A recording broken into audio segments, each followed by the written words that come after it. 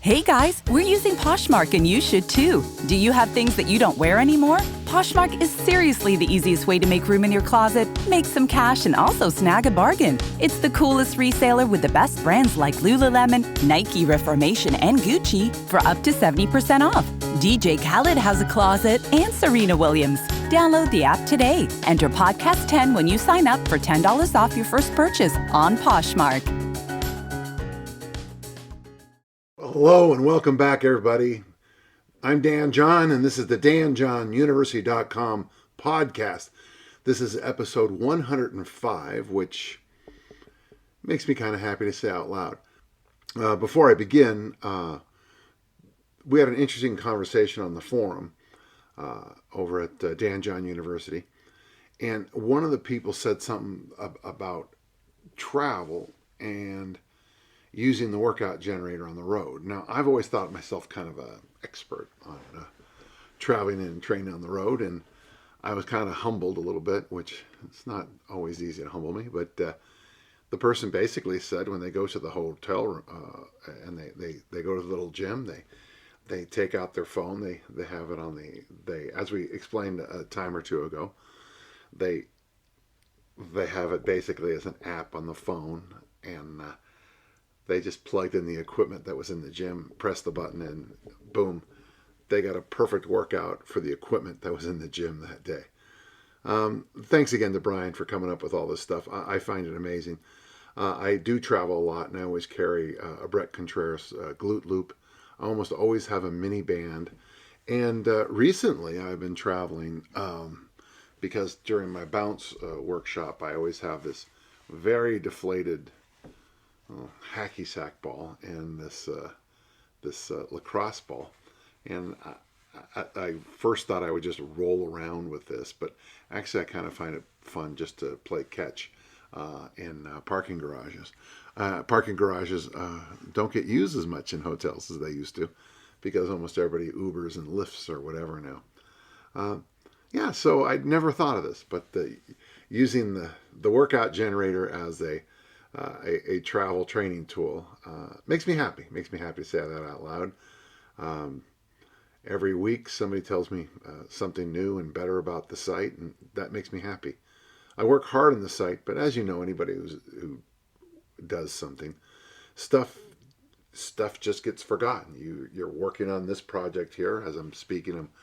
I just finished another new course last week on training across the lifetime, and that'll be free for our members only.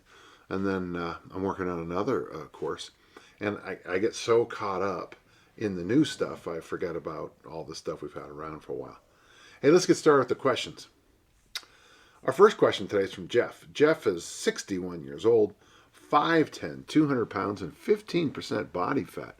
Jeff, hats off to you. That's solid work. I just ruptured my left distal bicep tendon, and I'm having surgery in a couple of days. It's 4 months until physical therapy is complete. I sure hope it cures. Be very careful in those 4 months.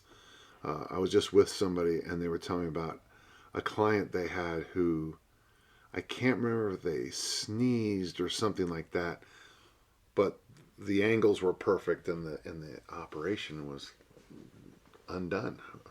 And it was something very simple, like a sneeze. I could have the story wrong, but I think that's the truth. I would like to hear any thoughts you could share on maintaining strength and condition as I recover. I walk with a weighted vest and can do squats with it. Well, that's not bad. At 215% body fat, that's going to do a lot of good for you. Be very careful putting that darn thing on, though. If you can, get help every time, and when you take it off, if you have the kinds I have, lay down on your back, unzip, and then just pull it one with your good arm. It'd be your right arm, I guess. Just pull it over your face. The one I have that has the plates that slide out, which are great. The Perform Better one, I wouldn't use that one because you'll probably lose some teeth. But the other ones that I have from the other companies that are a lot more solid state, good advantage, disadvantage. That would be great, Bill. So go zip, pull it over your head and stand up.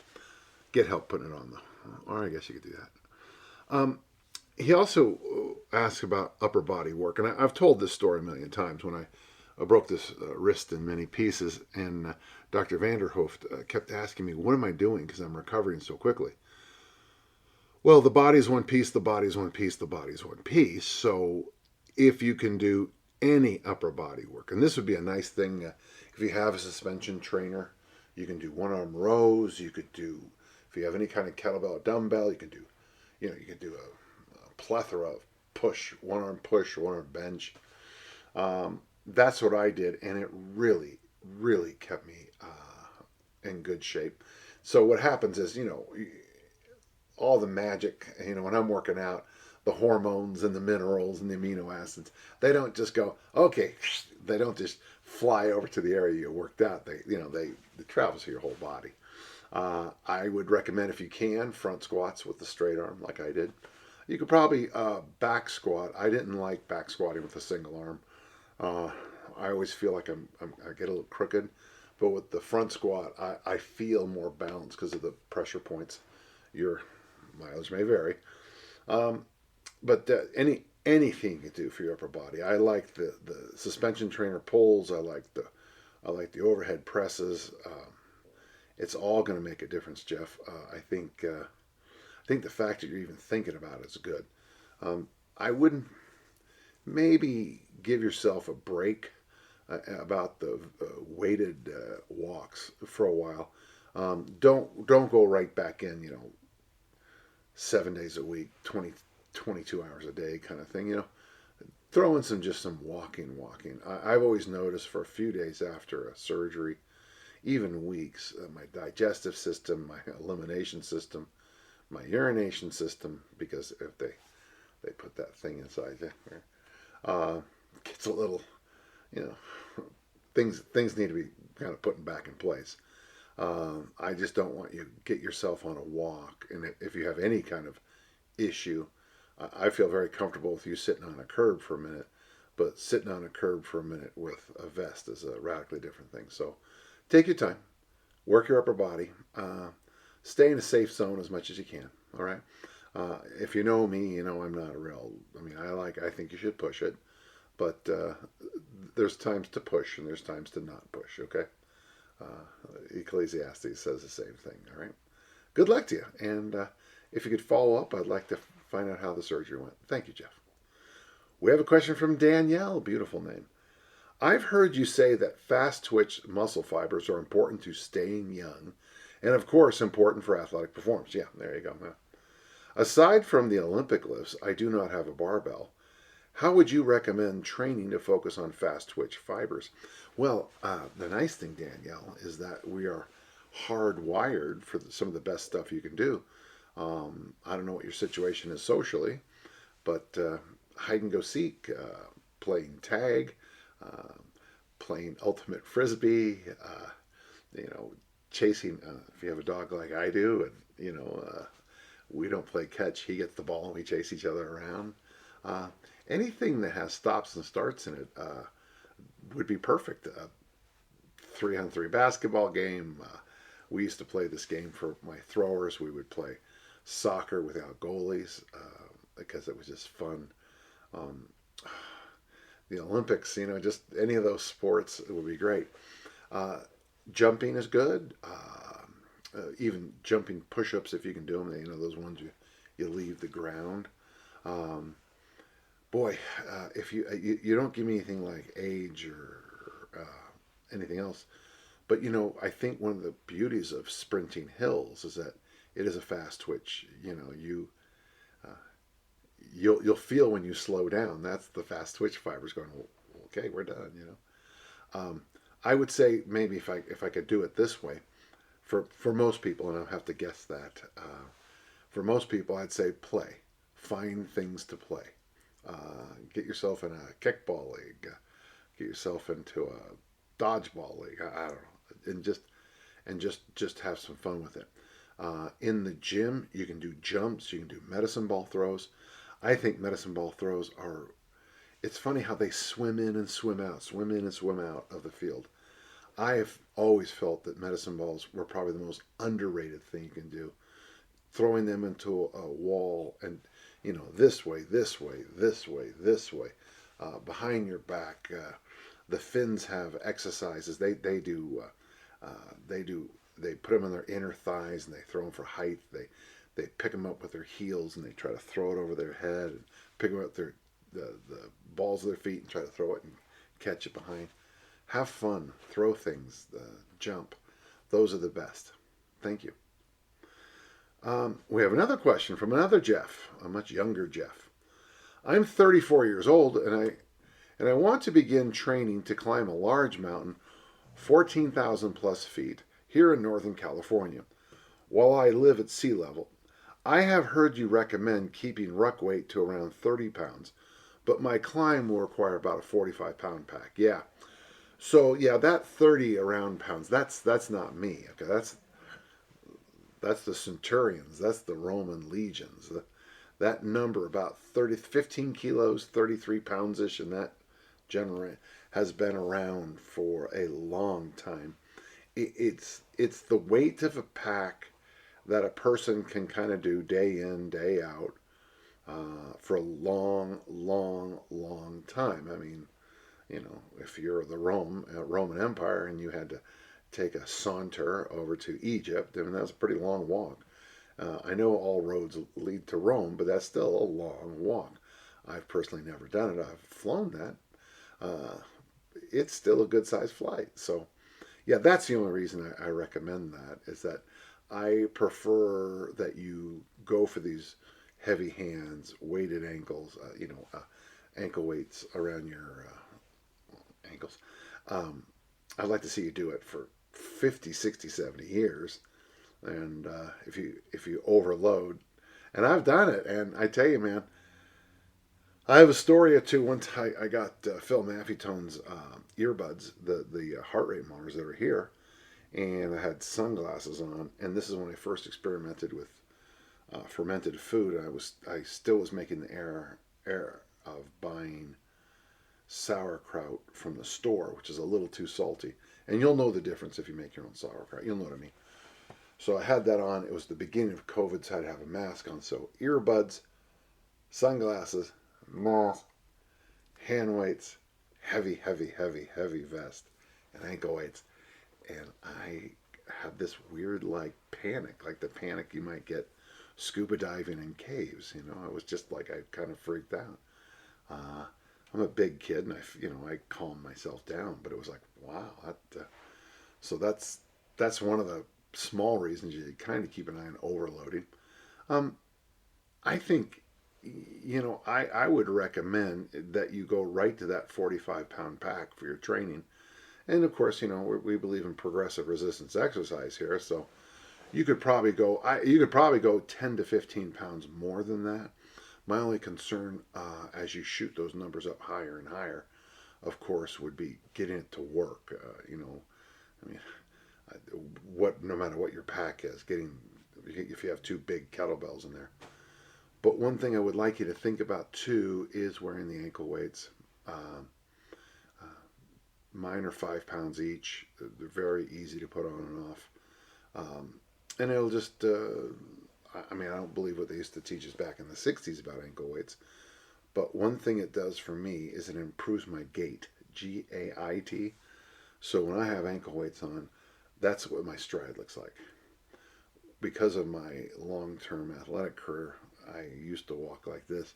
Ankle weights forced me to walk like this with, left, right, left, right. And that might be something you want to think about, is your stride.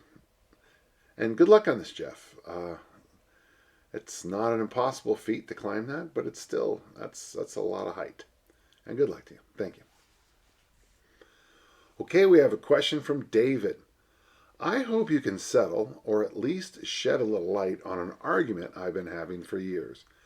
As a recreational rugby player and coach, I've run into many coaches who see distance running, usually around 5K, as both a strong indicator of rugby fitness and training practice for getting players fit. And that would be a much older way of looking at things. When you read Casino Royale, the first James Bond movie. You know, he talks about getting in shape. He goes for a 1 mile run and he swims. And back when that book came out, that was cutting edge stuff. I think we've progressed a little bit beyond that. I personally vehemently disagree, and by the way, I understand both sides of this argument, so I'm fine. While I agree that most fit rugby players can complete a solid 5K run, I don't think those who specifically train to be effective 5K runners will necessarily be physically ready to compete in rugby. Exactly. I personally have found interval-based work and strength training to be a far more efficient combination, a better indicator of physical readiness, and more applicable in physically preparing a player for the season. Where do you stand on distance running for rugby players? All right. You know, when they do those studies on football, soccer, and rugby, soccer, football, and rugby football, we do discover that they do go, you know, let's say in a soccer match, 10K. They might run 10K in a soccer match. Okay, that's but the bulk of that is at a slow, get yourself into position jog. And then they measure and they find out that there are times there is a need for, you know, absolute sprinting, but a lot of the game is, you know, we're zigzagging, and some of the game is not as much as some sports, but standing around. In rugby, being what I call a quadrant 2 sport, you need to have armor, physical armor. You need to be able to put a hit on somebody. You need to get going and get sprinting. You need to run people down. You need to break away. You need to have the engine to stop a breakaway, bounce up off the ground, and get going. So let me just say this way, David, as kindly as I can. There is a value in the garbage junk miles of 5K running. There is value in it. But that is just a tiny, tiny part of the big picture. You need intervals. You need serious strength training, even at the recreational level. You need a lot of practice. You probably will find that the best way to get in shape for rugby is playing the game in the condition. Now, the other thing like size and speed, you can certainly, and that's why you hire guys like me. But to get into that specific kind of shape for rugby, you probably need to play a lot of rugby and practice those specific things that happen in your sport. I hope that helps. All right, thank you. We have a question from Miska. How do you structure police officer training when so many different qualities are required? I need to be strong, sprint, fight, have some endurance, and able to de-escalate situations without being out of breath. I am struggling to figure out how to put everything together. It's interesting because Miska and David's questions are very similar. You know, police officers, the bulk of what you do as a police officer is going to be sitting in your car. The bulk of the time, your badge, your uniform, your police car, and your gun are probably going to de-escalate a lot of situations. You know, I mean, it's a power law. Being a police officer is very much a power law. It's like being a firefighter in most places. My cousin Jim talked about it one time when, he was the fire chief, and he talked to me about how, when you have a career as a fireman, 30, 40-year career, you might have one great firefight, and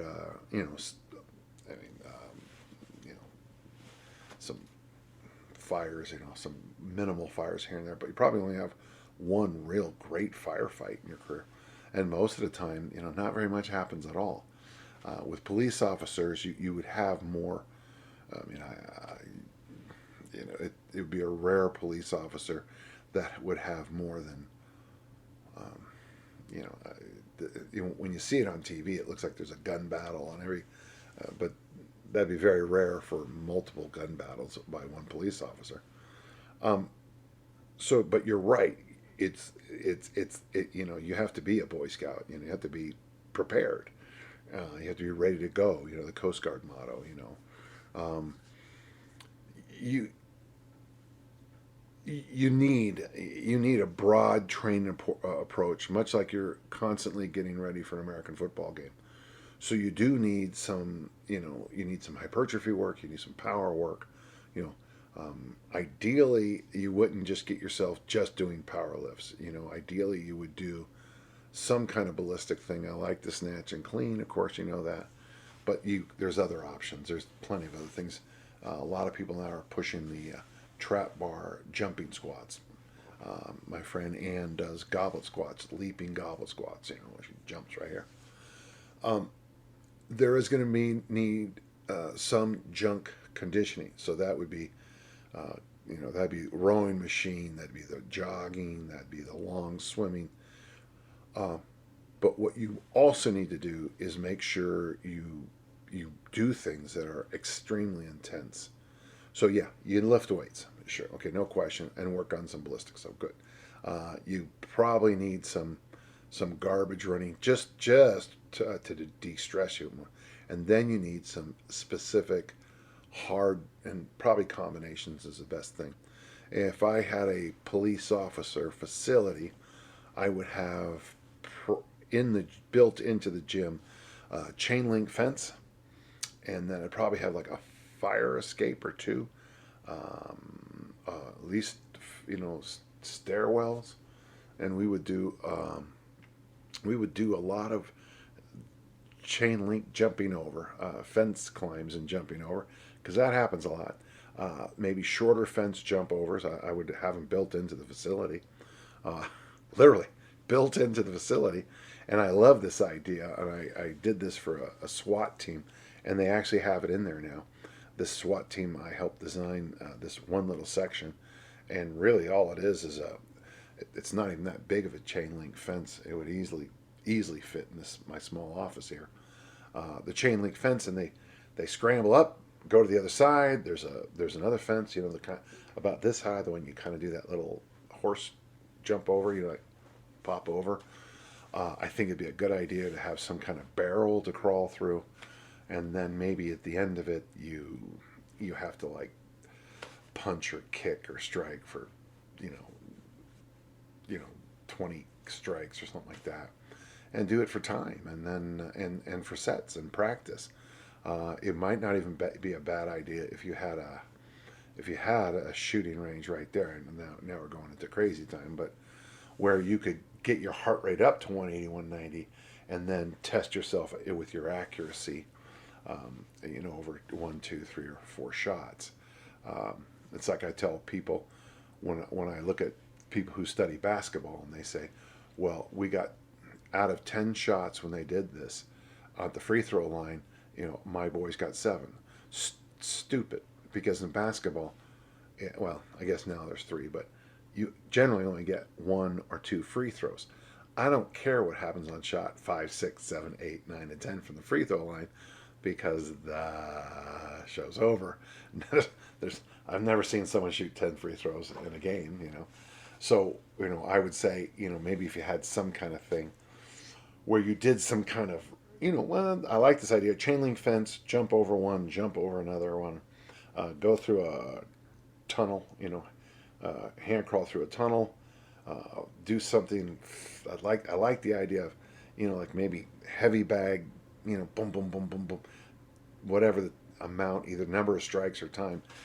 And then you have some kind of, it could even be an air gun or something like that, where you strive for accuracy with that elevated heart rate.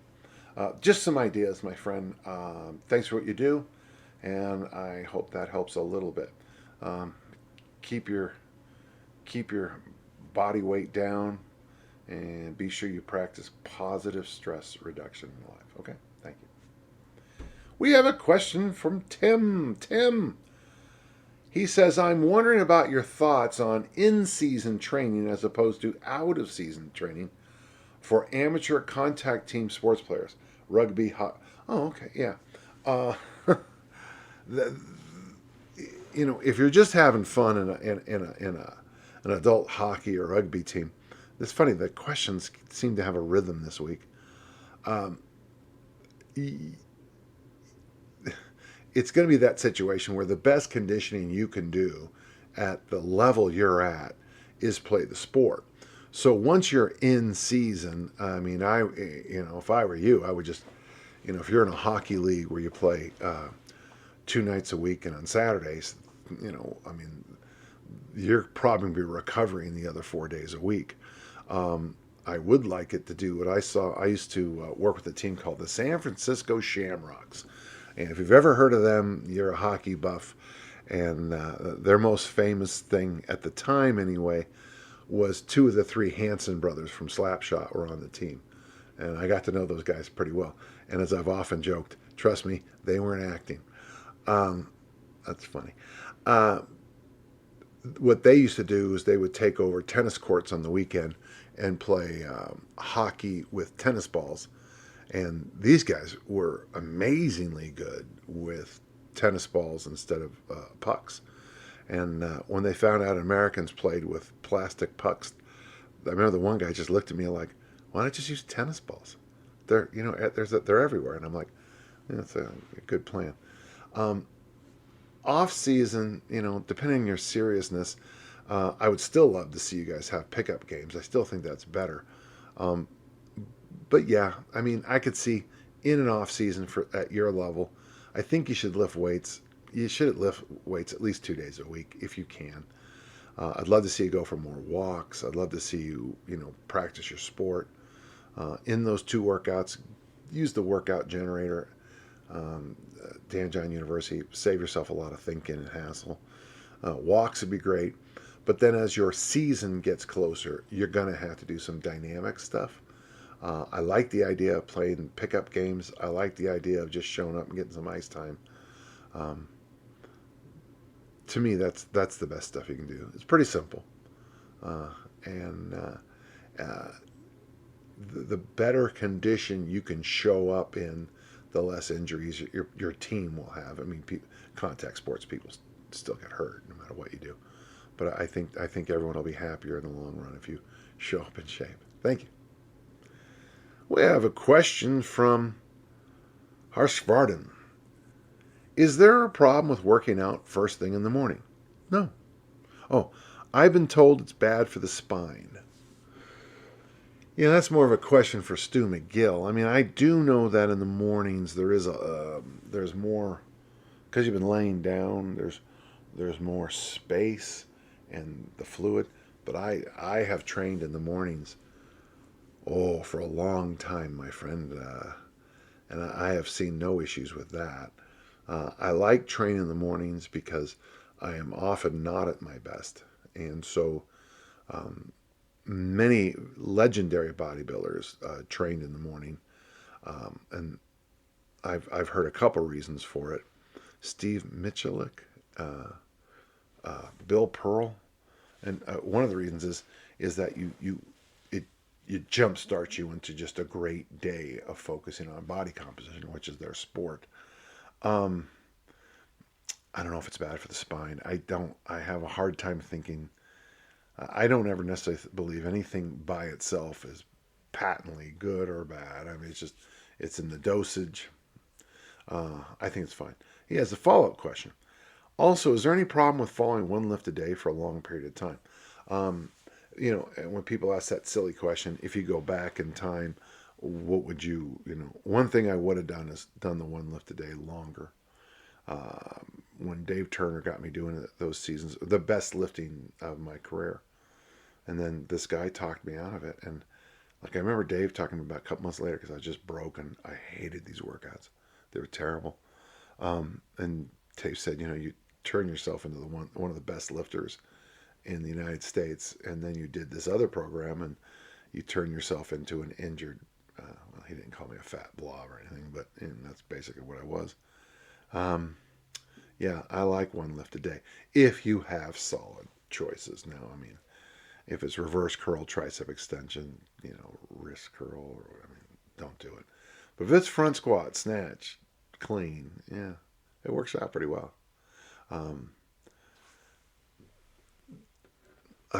Nick Horton has an article over at Breaking Muscle called Chill or something like that. I have it in my Wandering Weights coming up. And he talks about just doing 2 lifts a day And that's it. And it's interesting because one of his lifts is the clean and jerk, which is, of course, I guess he's calling that two lifts. But if you did clean and press on Monday and took it seriously, front squat on Tuesday, snatch on Wednesday, clean and jerk on Friday, or however it works out, that's a pretty good 4 days. All right. Thank you, and I hope it works out for you. We have a question from Maddie. I can clean and press a 32 kettlebell for multiple reps each set, but I can't double clean two 32s in order to do a double kettlebell front squat with them. So I do my squats with a pair of 24s, which is too light for me. I can squat way more than 64K with a barbell for sets and reps, but thanks to COVID restrictions where I live, I can only train in my apartment with my kettlebells.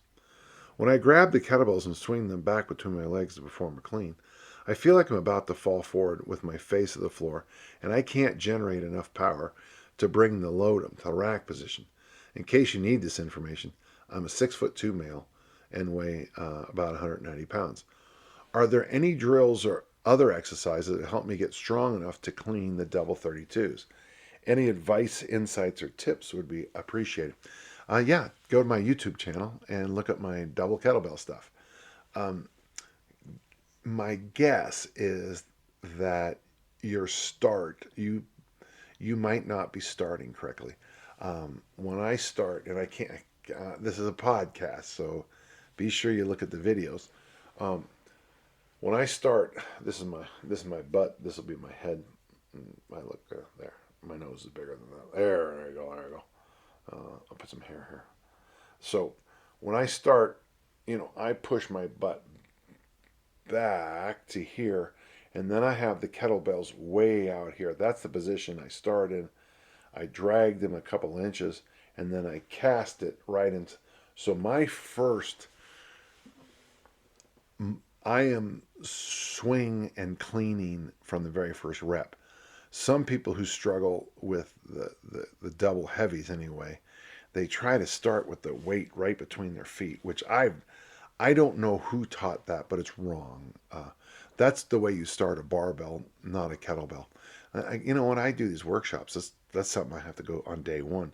This is a kettlebell workshop. This is not a barbell workshop.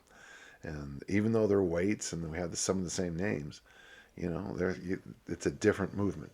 So look that up and get back to me if you can. Okay? I'd like to see a video too. All right. Thanks. We have a question from Brett. Is it okay not to do the bench press? Yes, you have my permission. Do you see any downsides, weaknesses to skipping a chest pec exercise like benching? Will my overhead presses develop that region at all on their own? Well, Brett, I haven't bench pressed since, I don't know. I don't think I've really benched this millennia. Honestly, I took a lot of good advice from some of the older people who've helped me, and guys like Dick Nottmeyer and some other coaches, Ralph Mon, have felt. Coach Mon's no longer with us, but the over exaggeration on the bench press. If you want to look good in clothes, doing your military your overhead work is going to make you look a lot better in suits and shirts. I'll go around sometimes and I'll see the guys who obviously bench a lot, and I just want to sit down with them and say, hey man, you're right on the fringe of looking fat now. You're going to look terrible in a few years because their posture starts to turn over. Yeah, I think it's okay not to bench press. I'm a discus thrower, and I don't think the pecs are that important because I'm such a believer in whole body strength. Your mileage may vary, and I'm sure some people, whenever I have this will probably be titled, do I need to bench press? And a whole bunch of people will come to my YouTube account and say really stupid things. And I applaud them, because when you say something stupid in a public forum like YouTube, most of your friends probably realize you're an idiot, but you give the rest of us an opportunity to realize you're stupid too by posting on my YouTube. I don't think you need them at all. I don't. Now you can send this to some other strength coach and they'll have a totally different idea. Like back squats, I've never seen a lot of correlation between bench and performance. Yeah. But boy, snatch, front squat, clean and jerk, overhead press, tons. I hope that helps. Well. We have a question from Louise, and she's doing that thing that I always find interesting on the podcast. My boyfriend, Adam, listens a great deal to your podcast. So if your name is Adam and your girlfriend's name is Louise, it's probably about you, my friend. I'm hoping you can help. Sure. He seems to have no interest in understanding the value of sleep on his body. I was hoping... Boy, I tell you, Louise, there's a lot of men out there. A guy who doesn't respect sleep? Whew. Wow. I was hoping you... he works a lot and has equally intensive training plan, running 10 to 25 kilometers a week, 2 or 3 sessions of 5-3-1. Yeah, Louise, you know your stuff. And alternates some Muay Thai and Olympic lifting in different cycles. Wow. He also cycles a great deal, 40 to 60K, has extensive collection of kettlebells, and has recently incorporated a lot of press-ups and skipping. Yes, all of that. And Louise, you already show too much kindness. Yeah. He seems to think he can survive on 4 hours of sleep and pushes through despite being clearly fatigued. Am I being unnecessarily concerned about his sleep? It's affecting his mood and would greatly appreciate advice on what levels he should be looking as a basic. Wow. First off, there are almost mutants in the human population that can live on 3 and 4 hours of sleep. In fact, I know that in one case they're being studied because the military wants to know, which I think is cruel. But so here's a couple of things. Okay, I looked up some stuff for you. There's Judith Carroll's an author, and she has a very simple thing about Adam's biological age is much higher than his actual chronological age. The research on this comes from studying mothers, and they found that for every additional hour a young mother has, her biological age, and how'd they test it? Telomeres, the shorter telomeres in their white blood cells, and telomeres are the caps on the ends of chromosomes. So if a mommy gets this much sleep, her biological age is her chronological age. If young mommy gets this much sleep, her biological age is higher than her chronological age. So number one, he's aging faster. Number two, and this is from a researcher by the name of Wang Kong Lim.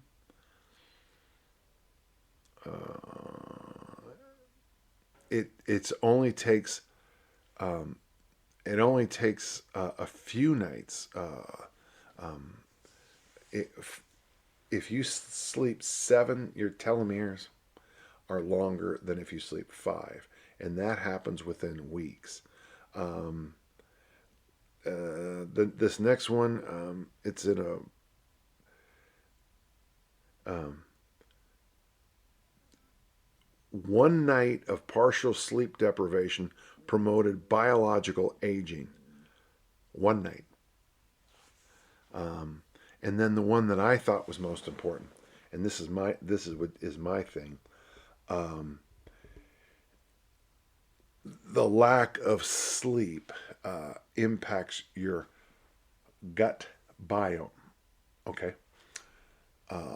I'm real big into this. The work of Rusty Moore really got me going down this path. So I eat kimchi twice a day. I eat sauerkraut whenever I have it. Any kind of meats of a certain family, I always eat them. The gut biome is impacted deeply by lack of sleep, and it could be because your body is scrambling to keep up, And I've noticed one thing about people who don't sleep a lot. They tend to eat like crap. They use a lot of fake foods and fast foods and things like that. So yeah, the big thing is he is aging quickly in your eyes. You can do anything you want, and you can do anything you want for a long time. But, the cliche that I use constantly, you're writing checks that your body's going to have to cash sooner or later. And that's not always a fun thing. Boy, that was a good question.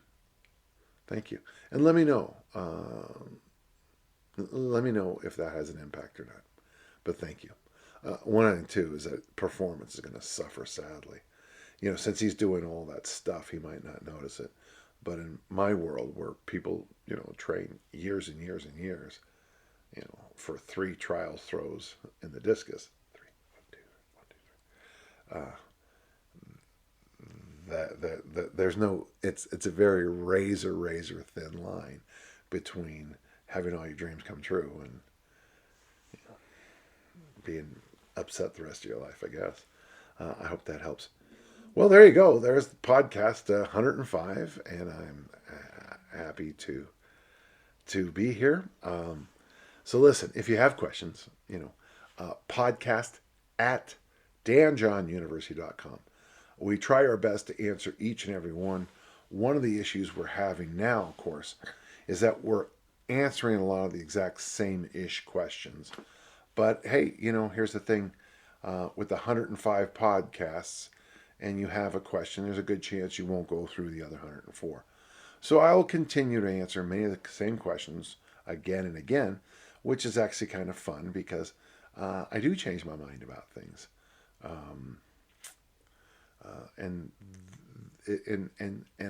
I always try to show academic integrity and talk to you about why I change my minds on things. But if you have questions, as always, podcast at danjohnuniversity.com. And until next time, keep on lifting and learning. Thank you.